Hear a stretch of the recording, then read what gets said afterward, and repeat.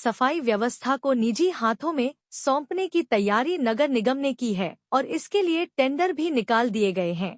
इस बात की जानकारी पर कर्मचारी काफी आक्रोशित है और अपना हक मांगने के लिए वह सोमवार को नगर निगम मुख्यालय पहुंचे और यहां पर नगर आयुक्त से मुलाकात का प्रयास किया। इसके बाद हजारों की संख्या में कर्मचारी मुख्यालय के गेट पर धरने पर बैठे और करीब 6 घंटे तक अपनी हक के लिए आवाज बुलंद की। तब जाकर नगर आयुक्त ने 7 लोगों को बुलाकर वार्ता की।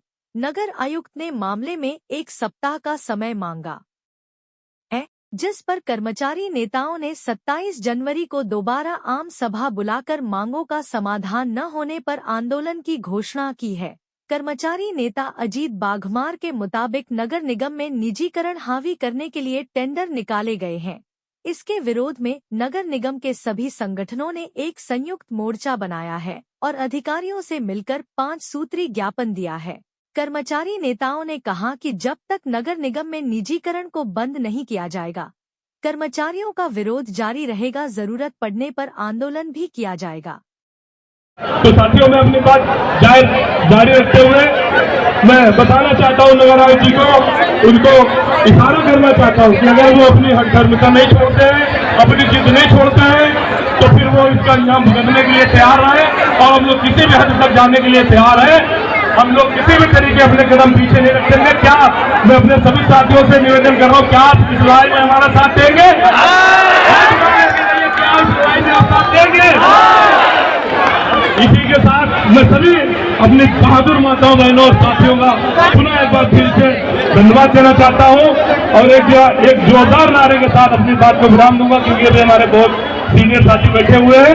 तो मेरे साथ जोरदार नारा लगाइए, इनकिलाब जिंदाबाद, इनकिलाब जिंदाबाद। हम अपना अधिकार मांगते, हम अपना अधिकार मांगते। अब तक जिसका खून न खोला, अब तक जिसका खून न खोला, अपना अधिकार कैसे लोगे? अपना अधिकार कैसे लेंगे? आवाज दो,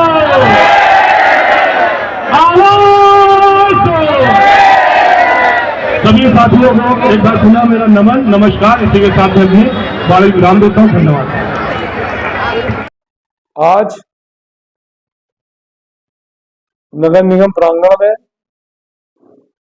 एक सामूहिक धरना प्रदर्शन का कार्यक्रम था। वो इस वजह से था कि जिस तरीके से अपने नगर निगम में आउटसोर्सिंग कर्मचारी हैं, चाहे वो सफाई कर्मचारी हो या अन्य किसी भी वर्ग के अन्य वर्ग के कर्मचारी हो, उनका जो निजीकरण किया जा रहा है, एक कंपनी आ रही है, उस कंपनी के माध्यम से कर्मचारियों का निजीकरण किया जा रहा है। उसी के विरोध में आज ये धरना प्रदर्शन का कार्यक्रम था और मैं उन सभी अपने कर्मचारी बंधुओं को, माताओं बहनों को बहुत ही धन्यवाद देना चाहता हूं कि आज उन्होंने अपेक्षा से ज्यादा की उपस्थिति जो उन्होंने दी है, इसके लिए हम अपने संगठन और जो संघर्ष समिति बनी है उसकी तरफ से सभी कर्मचारी बंधुओं का धन्यवाद देना चाहते हैं। और एक बात और कहना चाहते हैं कि जिस तरीके से अगर ये निजीकरण हो गया, आज जो हमारे आउटसोर्सिंग सफाई कर्मचारियों को 8,000 9,000 वेतन मिल रहा है, वो सिर्फ इसलिए कर्मचारी कार्य कर रहे हैं कि आज नहीं कल हमें समायोजित करते हुए एक सम्मानजनक वेतन मिलेगा।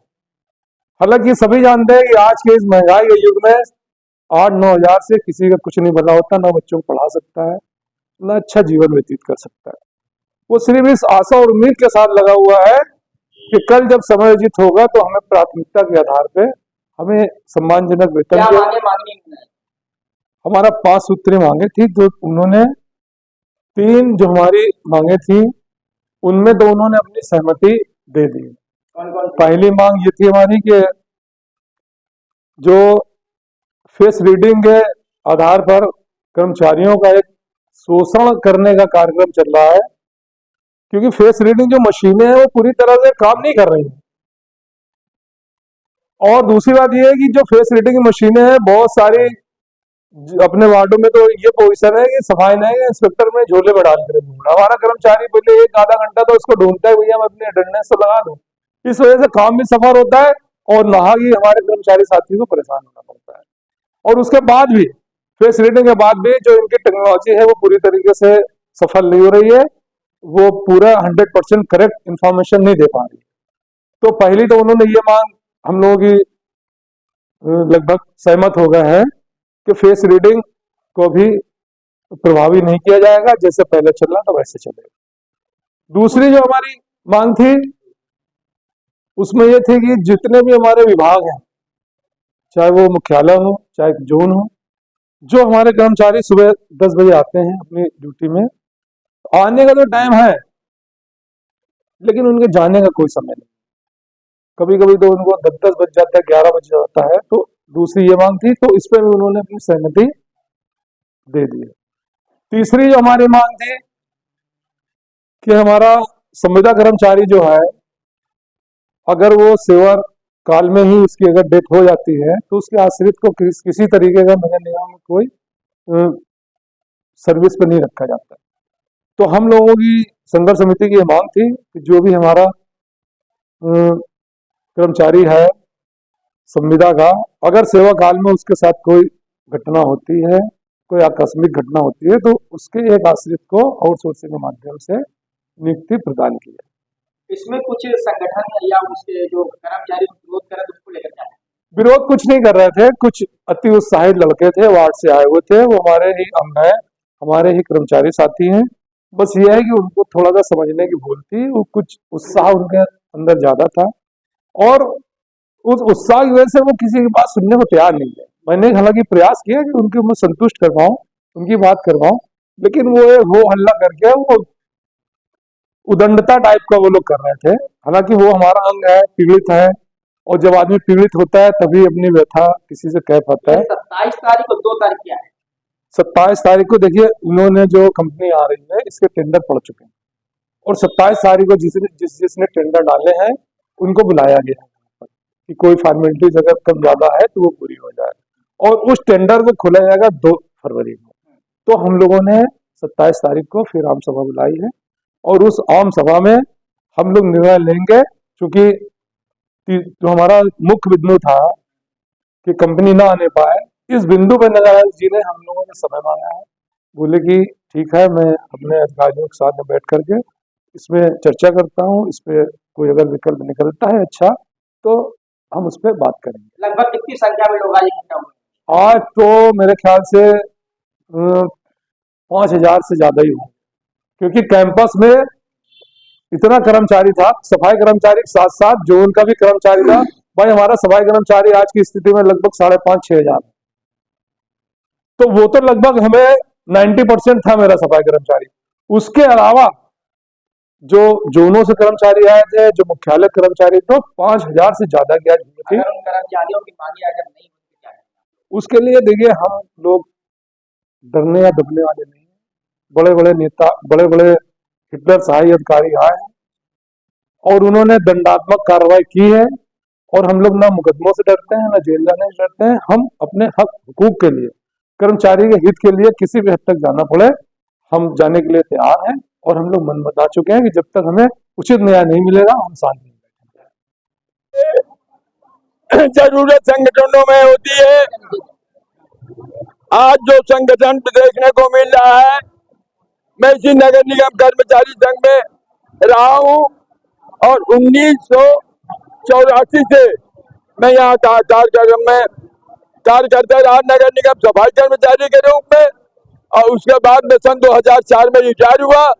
इसके पहले जो आंदोलन हुए नागेश्वर वाल्मीकि का बिगुल बच्चा था, नागेश्वर ने झुके नहीं बिके नहीं, और वो आंदोलन दिखाए कि इतिहास में अगर आंदोलन दिखाते तो ये समाज के साथ ये हालत प्रशासन न करता। नागेश्वर वाल्मीकि हुए, बाबूराम बागमार हुए, उन्होंने इस तरीके से समाज को, प्रशासन को हिला के रख दिया कि वो समय सम्मानित था, सम्मान से जीते थे हमारा कर्मचारी भाई। और इस वक्त गुलामी से जी रहे हैं। ये क्यों जी रहे हैं? जो प्राइवेट सेक्टर सरकार ने लागू किया। प्राइवेट सेक्टर ये ठेकेदारी में चालू हुआ। पब्लिक सेक्टर पहले था, पब्लिक सेक्टर में सरकारी तनख्वाहों में ठेकेदारी में काम नहीं लिया जाता था। अब ये पब्लिक सेक्टर में अडवाणी पूरे देश को चला रहा है। सर मोदी ने सरकारी संस्थानों को प्राइवेट कर दिया है, अडवाणी को हाथ में दे दिया। ये संविधान का उल्लंघन है। संविधान को संशोधन कर करके इन्होंने मनमानी राज चलाया। ये देश में बहाली नहीं करना चाहता, ये कंगाली रहना चाहता। पेट जलेगा तो देश चलेगा, कोई रोक नहीं पाएगा। मैं निखिल भारती जिला में पवन रावत जी के तत्वाधान में कानपुर नगर निगम में आ करके जो यहाँ पे निजीकरण लागू किया जा रहा है, इसके विरोध में यहाँ पर जितने भी कर्मी नगर निगम के मौजूद हैं, उनके लिए हम लोग निजीकरण में रोकथाम लगाने के लिए आए हैं। और जब तक निजीकरण बंद नहीं किया जाएगा, इसी तरह से यहाँ के कर्मी, कानपुर की जनता एवं प्रदेश की जनता इसको रोकथाम लगाने का, निजीकरण को रोकने का कार्य करेगी। और यहाँ पर मौजूद जितने भी सब कर्मी हैं, उन सब का तहे दिल से महादलित परिसंघ की ओर से सबको धन्यवाद करते हैं कि यहाँ पर सब लोग मौजूद हुए। और इसी तरह से हम लोगों को लड़ाई लड़नी है, ताकि अपने लोगों के लिए लड़के उनको उनके कार्यों पे हम लोग एक विजयी और एक बहुत बड़ी जीत दिला सके।